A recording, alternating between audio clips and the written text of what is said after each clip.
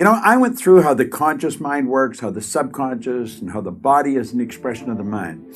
And as you go through that, if you go through it a few times, you're going to see, yeah, that's exactly what happens. Now, I want you to think of this for a moment.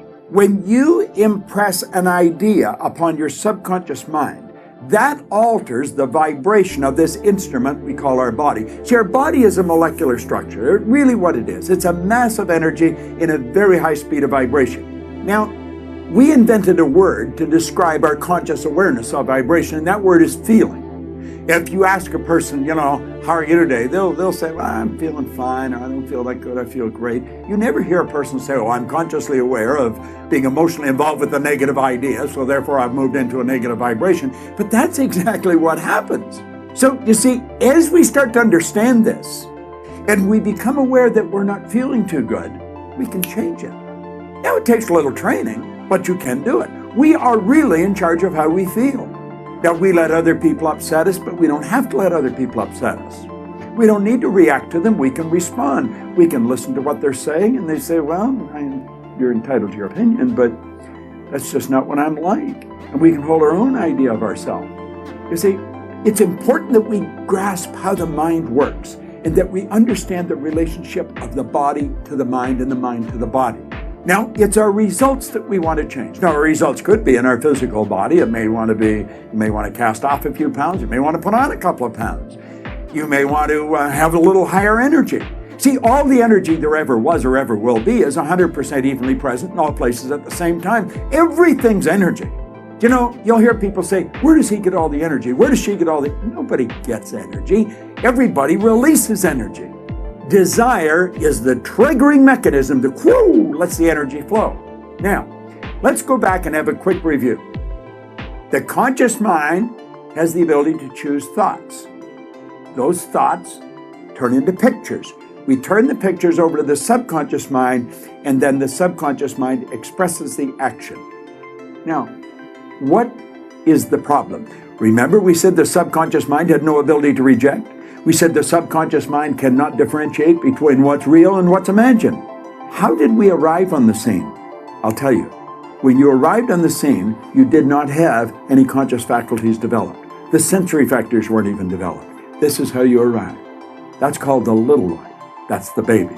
No conscious mind. So there's the subconscious mind. It's wide open. You can put anything in it. You see, your subconscious mind is programmed genetically. That's why we look like our relatives. It's built right into the genes at birth. But then we're programmed environmentally. Why do you think you speak the language you speak? You speak that language because you were surrounded by people that speak that language in your little life. And the language just went right into the subconscious mind. If you grew up in a home that was bilingual, you learned both languages. I had an associate over in Kuala Lumpur, had a little boy, he spoke 4 languages at 4 years of age. And you'd look at that and you'd say, my gosh. No. The baby was programmed. Why do you like the food you like? It's programming. That's right. Now, let's stop and think about the environment we were raised in. Here's the baby, and look at the ideas and the thoughts and the concepts that are going on around that baby are going right into that baby's subconscious mind. Now, through repetition, over and over and over again, and remember, the baby's getting it all day, all week, every week, all month, every month, all year. And this goes on for 4 or 5 years. And the baby reaches the age of 4 or 5 where they can start to think that baby's programmed. That baby is programmed to think like the people it had been surrounded by. If the people that surrounded that baby had gone right through school, the baby will probably grow up and go right through school. If the people that were surrounding that baby always lived in hard times, never had any money, always in debt, that's probably how that baby's going to grow up. Now, this is bizarre, but this is how it happens. It's how it happens for me. I was raised during a depression. We didn't have any money. There was always talk about no money. You should be satisfied with what you've got. Well, that's not true. You should never be satisfied with what you've got. You should be happy with what you've got. Dissatisfaction is actually a creative state. So here we have now a baby that has been programmed. Now, let's take and think for a moment.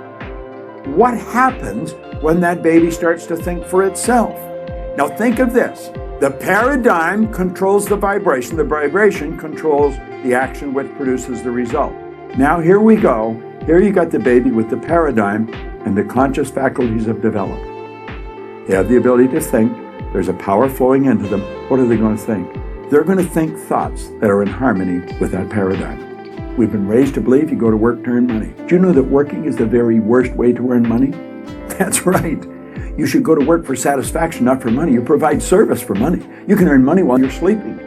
You say, well, that's a pipe dream. No. That's a paradigm that causes you to think that's a pipe dream.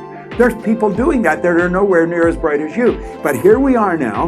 We've got the person. They've been programmed in their little life genetically and environmentally. That paradigm is nothing but a multitude of habits. A habit is an idea that's been programmed into the subconscious mind over and over and over again. Now, the paradigm is literally controlling the behavior. Consciously, you can think of one thing, but subconsciously, the other idea will be controlling you. See, we can sit down and we can read these self-help books, we can listen to the recordings, and you say, yeah, well, I can do that. That makes sense. That's logical. But then we can't do it. Why? Now, think of this for a moment. I want you to imagine that you're going to accept an idea right now to turn your annual income to a monthly income. You say, well, I'd like that. But will you do it? Probably not. Your paradigm will stop you. See, your paradigm literally controls the results. Now, let's think of how the paradigm was formed. The paradigm was formed through repetition. The ideas being planted in your subconscious mind. Now, understand your paradigm dictates your logic. Your paradigm controls how you utilize your time. Your paradigm controls your perception of situations. Your paradigm controls your effectiveness. Your paradigm controls the amount of money you earn. If you want to change your life, you must change your paradigm. You see, to most people, it's illogical that they could take and turn their annual income to a monthly income. Now you know why you're getting the results you're getting. It has nothing to do with your intellect. Your intellect, you can figure out how to do things. That doesn't mean you're going to do them. You'll hear people say, I believe that, but their behavior would indicate they've never even heard of it. Why?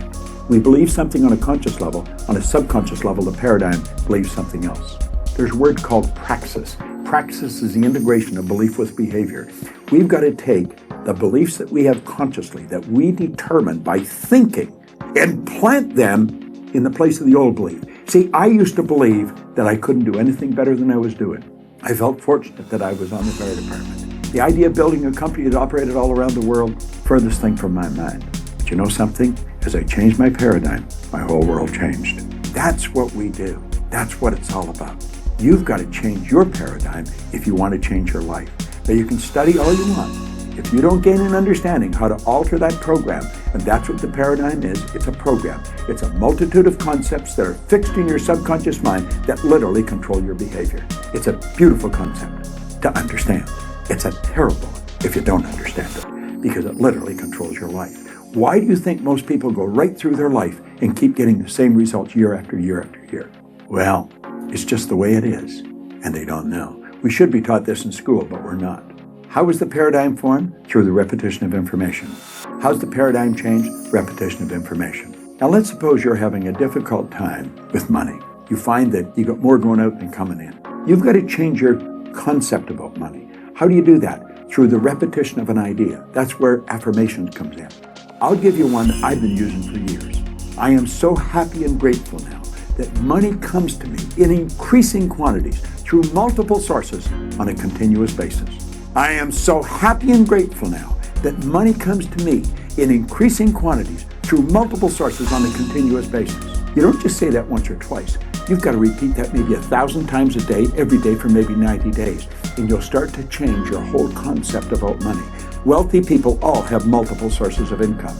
You know, I had a man come up to me in the Waldorf Hotel in New York, Waldorf Astoria, at the end of a 3-day program, and he said, Bob, I really want to thank you for what you've just given to me. He said, for the first time in my life, I've understood how I accomplished what I did. I said, what did you do? He said, I won the gold medal in the decathlon in the Olympics in Melbourne, Australia in 1957. That's right, Milt Campbell. And he said, I never understood how I did it. He said, the next time you run a seminar, I want to bring my boys. And he did. Milt and I became great friends. In fact, Milt has a key to our house. But here was the top athlete in the world, a very best athlete in the world. He didn't understand how he got there. Most people that are very accomplished cannot tell you why they are. They've rewritten the program. They changed the paradigm. They might not have understood how they did it, but they did it. And this is great information to understand. Thanks for listening.